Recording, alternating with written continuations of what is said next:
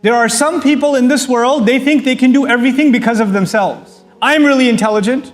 I have a really reliable car. I'm a really good driver. I know the best way to get there before I get late. All the reliance is on myself. The reason I have a successful business is because I have a really good business plan. The reason I have a good job is because I went to a good school and I got a good GPA and I have a good resume. So it's all about relying on yourself. And they have these, it's actually a hundreds of millions of dollars of industry of this, the self-help and self-motivational industry, which the beginning and the end of it is you can do anything.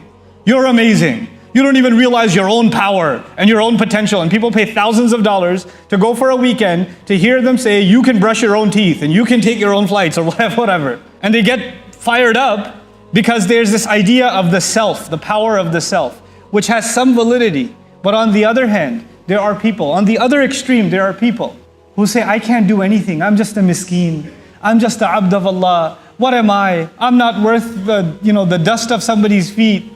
I'm nothing. I'm made of turab. I'm made of a nutfa, like Allah describes this humble, pathetic creature. Then I can't really do anything at all. They have no self-confidence at all. And they say, Allah does everything, I do nothing. Allah does everything, I do nothing. And these people, you know what ends up happening? They do nothing in life. And when nothing happens, they say, well, Allah decided nothing should happen. So they blame everything on Allah. On the one hand, you have people that rely none on Allah, entirely on themselves. And on the other extreme, you have people who rely only on Allah and put no effort themselves. This ayah, among many in the Quran, is an ayah of balance. You have to make commitment. You have to take action. Inni fa'ilun dhalika ghada.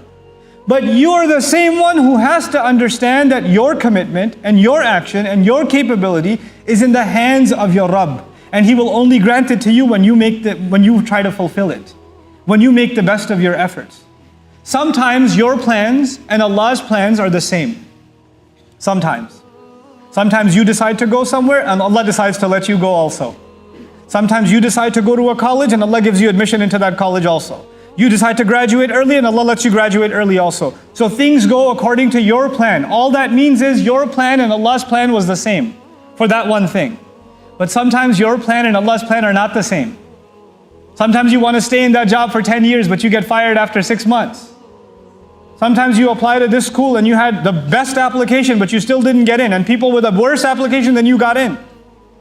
It happens. Sometimes your plans and Allah's plans are not the same. These ayat are recognizing that not everything will go according to my plan. I will still have to make a plan. I will still have to put in the effort. But at the end of the day, it is Allah who will decide whether this plan will come through or not.